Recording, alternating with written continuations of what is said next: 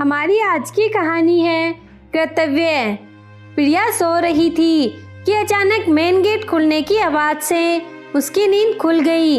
Mobile में time देखा तो सुबह के 5 बजे थे। इस समय तो उसके पति दिनेश के नाइट शिफ्ट से आने का समय होता है। यह सोच वह जैसे ही उठी तभी उसके कानों में उसके ससुर जी की आवाज पड़ी, जो दिनेश से कह रहे थे, प्रिया हमारी दिल से सेवा नहीं करती, सारा दिन अपने कमरे में ही घुसी रहती है। खाना तो बनाकर देती है पर मुझे लगता है वह दिल से यह सब काम नहीं करती। उसकी सास ने भी हाँ में हाँ मिलाई। दिनेश चुपचाप उनकी बातें सुन रहा था। यह सुनकर प्रिया बाहर नहीं आई। वह दोबारा अपने बिस्तर पर लेट गई, लेकिन अंदर ही अंदर वह बहुत दुखी हो गई, क्योंकि उसके सास ससुर खुद तो कुछ काम करते नहीं थे, बल्कि उसके 1 साल के बच्चे का भी ध्यान नहीं रखते थे। इसीलिए प्रिया को घर के काम के साथ साथ अपने बच्चे को भी देखना पड़ता था।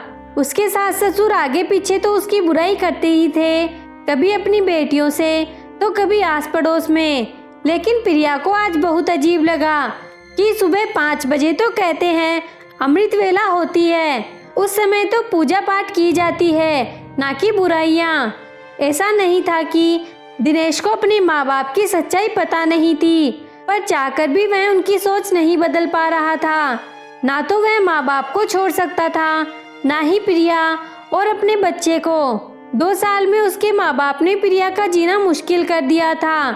पल पल उन्हें एहसास दिलाया जाता था कि वह उनकी बेटियों की जैसे उनकी सेवा नहीं करती। प्रिया अपनी तरफ से तो पूरी कोशिश करती, लेकिन वे यह बात समझने को तैयार ही नहीं थे कि बेटी बेटी होती है और बहू बहू। न जाने उन्होंने अपनी आंखों पर कैसी पट्टी बांध रखी थी, जो उन्हें प्रिया का नेक दिल भी दिखाई नहीं दे रहा था। बात बात पर वह प्रिया को उल्टा सीधा कहते ही रहती थी।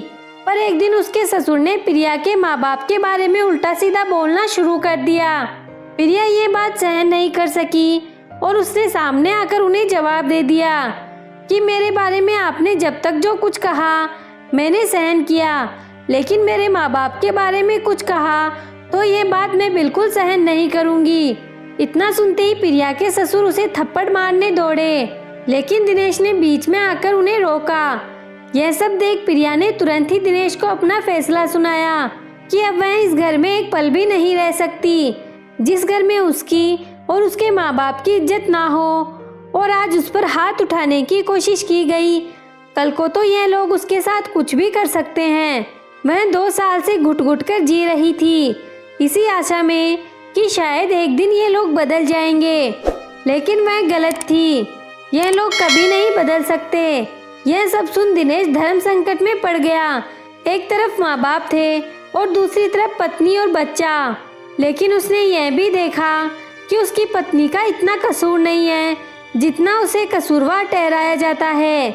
इसलिए उसने ना चाहते हुए अपने माँ बाप का घर छोड़ दिया और अपनी पत्नी और बच्चे को लेकर दूसरी जगह जाकर रहने लगा। धीरे धीरे उनके रिश्ते थोड़े सामान्य होने लगे तो एक दूसरे से मिलने आने जाने लगे।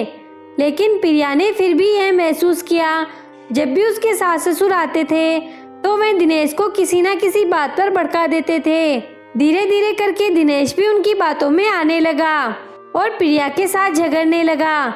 एक बार दिनेश के माँ बाप ने उसे प्रिया की छोटी सी बात को लेकर इतना बड़ा झगड़ा करवा दिया कि दिनेश अपना आपा खो बैठा और उसने प्रिया को बहुत भला बुरा कहा और प्रिया के भाई को फोन करके प्रिया की शिकायतें कर डाली। थोड़ी देर बाद प्रिया के पापा का प्रिया के पास फोन आया कि तुम्हारा भाई तुम्हें लेने आ रहा है, तुम हमारे पास आ जाओ, हम अभी जिंदा हैं, हमारे होते हुए तुम्हें चिंता करने की कोई जरूरत नहीं है। सुनकर प्रिया को तसल्ली हुई, लेकिन उसे कुछ समझ नहीं आ रहा था कि वह क्या करे। उसे ये लग रहा था कि आज अगर वह अपने भाई के साथ चली गई तो हो सकता है पीछे से ये लोग दिनेश को इतना भड़का देंगे वह उससे तलाक ही ना ले ले। वह नहीं चाहती थी कि उसके बच्चे को उसके पिता के प्यार के बिना रहना पड़े। काफी सोच विचार कर उसने फैसला किया और सबसे पहले तो अपने पिता को फोन किया कि वह आज नहीं आ रही। वह 1-2 दिन में बता देगी कि वह आ रही है या नहीं। उसके बाद उसने दिनेश को अकेले में बात करने के लिए घर के बाहर बुलाया और उसने उसे साफ कर दिया कि वह इस घुटन भरी जिंदगी में और नहीं रह सकती। वह चाहे तो उसे उसके मायके में छोड़ दे, हमेशा हमेशा के लिए, दोबारा उसे कभी ना मिले। वह अकेले ही अपने बच्चे को पाल लेगी। उसने दिनेश को कहा कि उसके पापा ने उसे घर बुलाया है, पर वह उससे पहले सलाह करना चाहती थी। आज बात आर या पार की है। यह सब सुन दिनेश कुछ भी नहीं बोल पाया, क्योंकि वह अपने किए पर बहुत ही शर्मिंदा हुआ। उसने उसी समय प्रिया से माफी मांग ली। प्रिया ने भी उसे सारी बात बता दी कि कैसे दिनेश के माँ बाप उसके साथ फिर से पहले जैसा बुरा बर्ताव करने लगे हैं, लेकिन वह उसके सामने जताते हैं कि वह अच्छा व्यवहार करते हैं। तब दिनेश ने प्रिया को कहा कि मुझे एक मौका और दो, अब मैं तुम्हारी जिंदगी में कोई परेशानी नहीं आने दूंगा, हर कदम पर हर पल तुम्हारा साथ दूंगा। प्रिया की सहमति मिलने के बाद वह घर लौट आए। घर आकर दिनेश ने अपने माँ बाप को बुलाया और अपने सामने बैठाकर बात की। प्रिया की तरफ इशारा करके उसने बोला, पापा ये मेरी धर्मपत्नी है। जब से मैंने इससे शादी की है तब से इसके प्रति मेरे भी कुछ कर्तव्य हैं और मैं अपने कर्तव्य से पीछे नहीं हटना चाहता।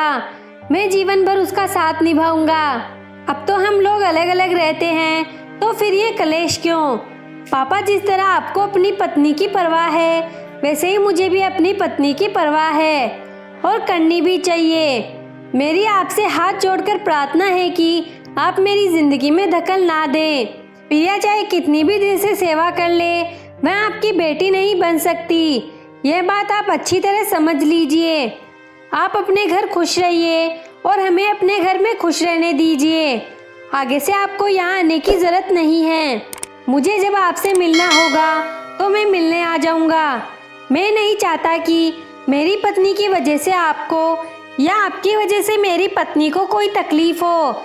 दिनेश की बातें सुनकर उसके माँ बाप अपना सा मुंह लेकर रह गए और अपने घर चले गए और अकेले रहने लगे। धन्यवाद दोस्तों।